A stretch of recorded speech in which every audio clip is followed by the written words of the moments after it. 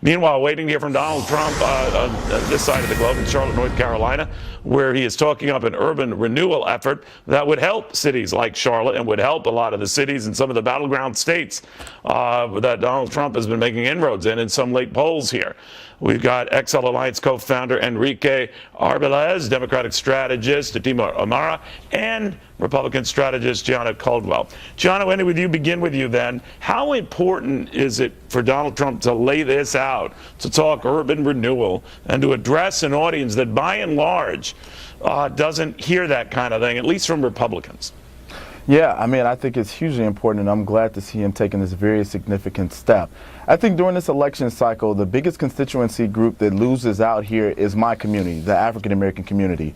Here's why. Black lives don't matter to Hillary Clinton. Black votes matter to Hillary Clinton. And because black votes matter to Hillary Clinton, when Donald Trump, to his credit, been the most vocal Republican candidate running for president to mention things about unemployment in the African American community, crime and otherwise, when he brings those things up, and when Mike Pence brings up the need for criminal justice reform, because there's 2.3 million people in the American prison system, about 1 million of those folks are African American, Hillary Clinton doesn't respond with policy positions. She responds with rhetoric like, Donald Trump, you're racist, which is disenfranchising the African American community because there's not a debate on urban renewal and saving our communities.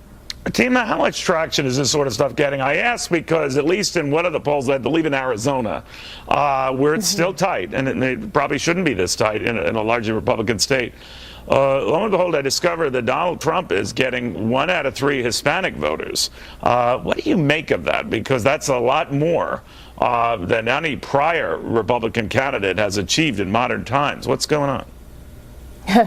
Well, I don't think Hispanic voters are particularly monolithic.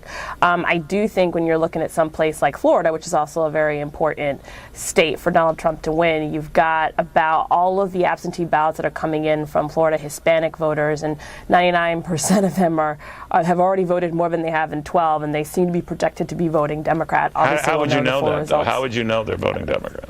That's just been from the tracking numbers that have been coming out. So the majority of them have been tracked by those. The campaigns obviously are tracking these. No, I don't mean to badge you on that, but if they're Democratic ballots, I mean, we often make the assumption, which is a good one, right, but the assumption that they're going to be Democratic votes, when in fact that sometimes is not the case. Right. Well, I think by and large you can look at numbers from, certainly the campaign and how he's been doing with Hispanic voters to be able to sort of read that. But again, obviously it is, worth noting that the Hispanic community is not monolithic. I did want to go back to Gianna's point that I think that I'd actually disagree that, Black lives don't matter to Hillary Clinton. I mean, it was her campaign that has been traveling with mothers of the movement. She went out to Flint, Michigan early, way before Donald Trump. She definitely has put forward policy plans on discussing urban renewal. To that point, did she apologized for this 94 crime bill, but she was 8 years a U.S. Senator, never mentioned it, never put forth one policy solution to reverse the draconian effects on our community. Yes, it is true. You well, guys, I want to go back to this. I don't want to leave. Guys. That when I want to bring Enrique in. And she needs black votes. She actually I beg you to stop. I beg you to stop. I'm going to have to punish. You're both going to bed now without dinner. I'm sorry. I just had to do it. Enrique, if you could pipe down. Now, let me ask you, Enrique. You hear this and you know this back and forth on these polls, and I know we over-obsess them. I'm guilty of it as well. But if there is a narrowing going on, not in all states, in some states, certainly in Florida, potentially in North Carolina, what is going on? Is it just a natural, kind of tightening you would expect in a race? We saw this in multiple races in the past. I mean, what is going on, in your opinion?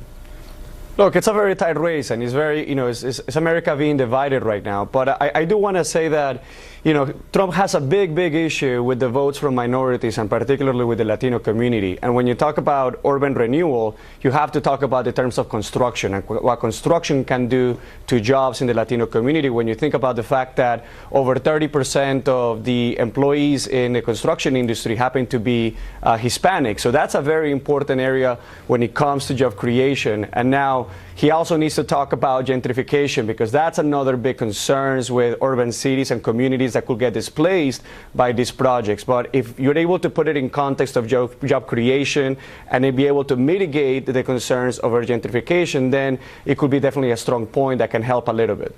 Gianna, when we talk about an urban policy and talk about a Republican initiating one, Hillary Clinton has said this is a Republican who doesn't mean what he says, and how he has treated his own workers, she says, is proof of that.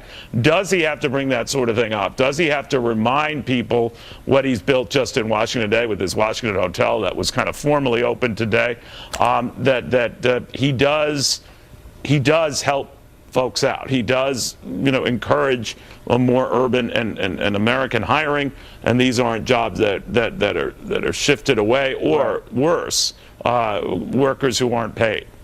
Well, if I were him, I would remind everyone that black lives don't matter to Hillary Clinton. Black votes matter to Hillary Clinton. And I would also mention the fact of this work that he did with Rainbow Push years ago, with Jesse Jackson saying that he was an individual that that he can call, meaning Jesse Jackson said that Donald Trump was an individual he can call when it came to jobs and bringing forth jobs in our community. That's what I would remind people of. And I will also remind people of what Hillary Clinton and her supportive policies that have decimated the African American community. I know yeah.